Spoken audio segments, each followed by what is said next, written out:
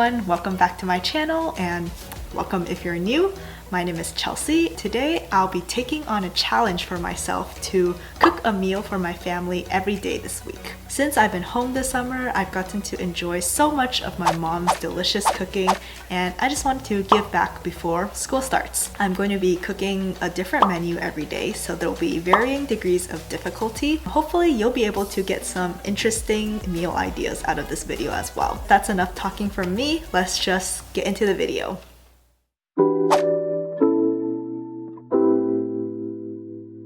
Of course, I had to start with the familiar, spring rolls.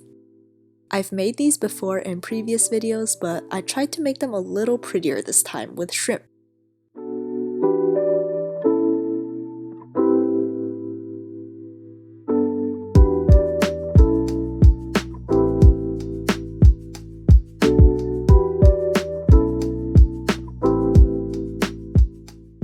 My sister helped too, but unfortunately the ones without shrimp ended up looking a little questionable.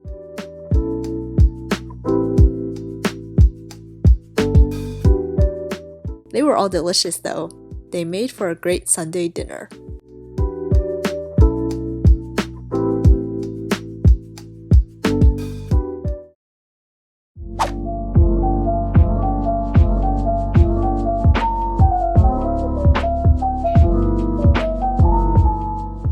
Today, I decided on another familiar dish, chickpea curry with lots of veggies.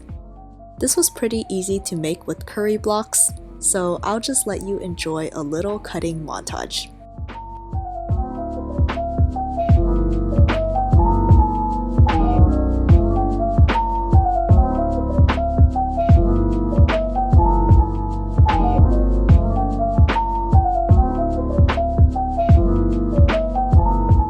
Then I fried up the onion and peppers and boiled the rest of the vegetables.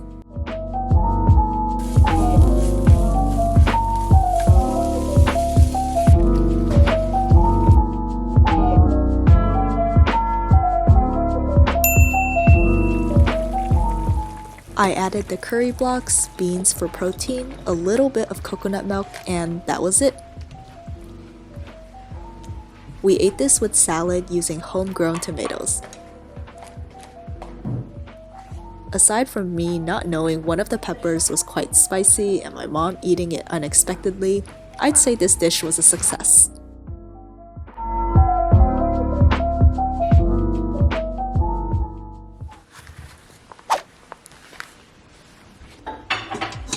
Okay, so I severely underestimated the difficulty of today's menu. Though made of just 4 simple ingredients, pesto gnocchi turned out to be one of the most frustrating and, to borrow from Great British Bake Off, fiddly dishes I've ever attempted, made even harder by my many mistakes. So things started out well, with me leisurely peeling and mashing the potatoes while listening to some BTS.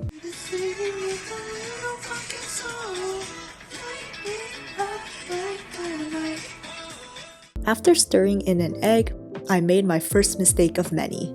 I took the dough out to knead too early and it was super sticky, no matter how much flour I added. Eventually, the dough came together after my mom stepped in with our bread machine.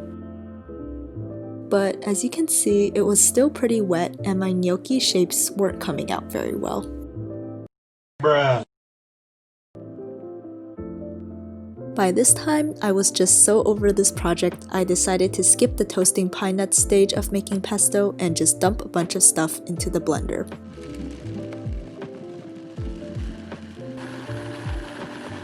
Then came my second major mistake, not boiling the gnocchi long enough. I tried to salvage my raw dough by pan frying and realized I had made a third major mistake. Forgetting to add garlic and cheese to my pesto. Yep. Thousands of tears later. Lunch was finally served, with my sister and mom stepping in to cook their own gnocchi. This was what I had, and I'd give it a solid 5.5 out of 10. So yeah, definitely not my best work.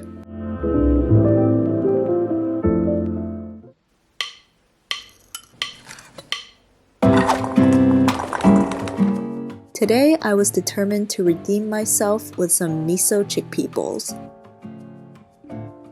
I followed a recipe from Minimalist Baker, which will be linked below, and started by mixing the chickpea glaze.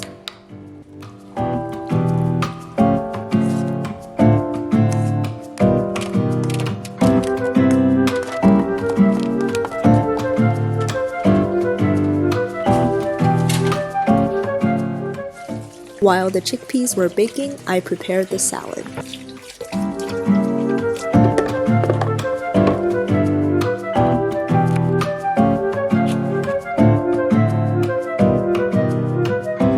And spent an unnecessarily long time filming an overdramatic feature for the dressing ingredients.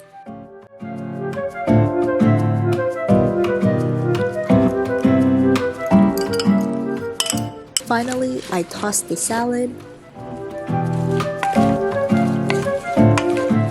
brought out the chickpeas, and set up a station for my family to serve themselves. Wow, Sweet Green is truly quaking.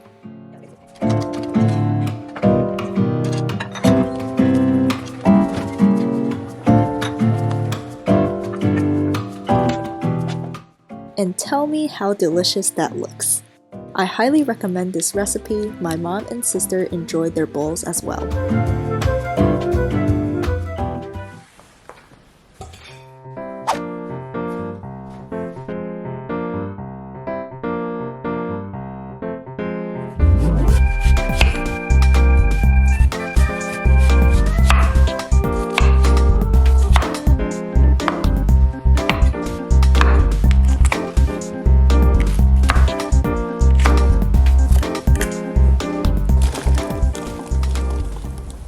We're halfway through the week and I took it easy with this sweet potato stir fry. It's loosely based on one of Lily Sabri's recipes that I came across while doing her 14-day program. So why did I decide to do this cooking challenge? Honestly, I'm not a very experienced cook, as you've seen, and when I was living on my own, I didn't put much thought into what I ate, especially since I was always on the go. But since living at home, I've had more time to appreciate home cooking and testing new recipes. Preparing food is also seen as an act of love in my and many other Asian households. I was kind of traumatized by potatoes since the gnocchi recipe, so here's the finished sweet potato dish. We ate it with a cucumber salad and rice.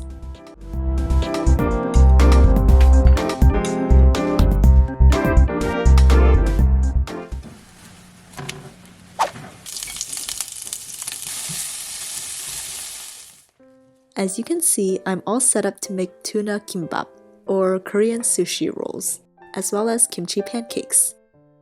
As usual, I'm not aiming for authentic, just tasty.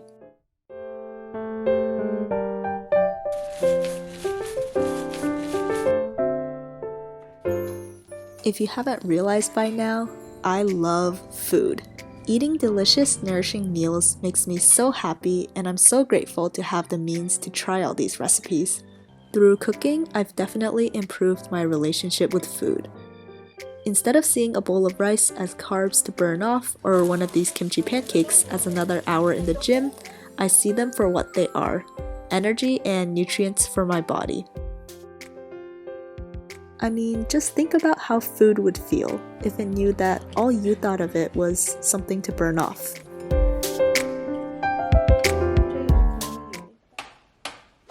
It's my last day and I'm trying something new again: pasta bolognese. This wasn't a hard recipe, just a little time consuming. I mixed together all the ingredients: veggies, ground pork, tomato paste, chicken stock, and let it simmer.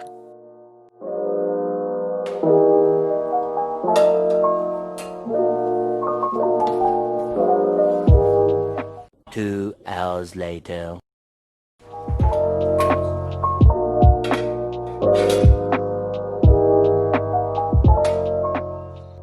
Of course, this was delicious with pasta,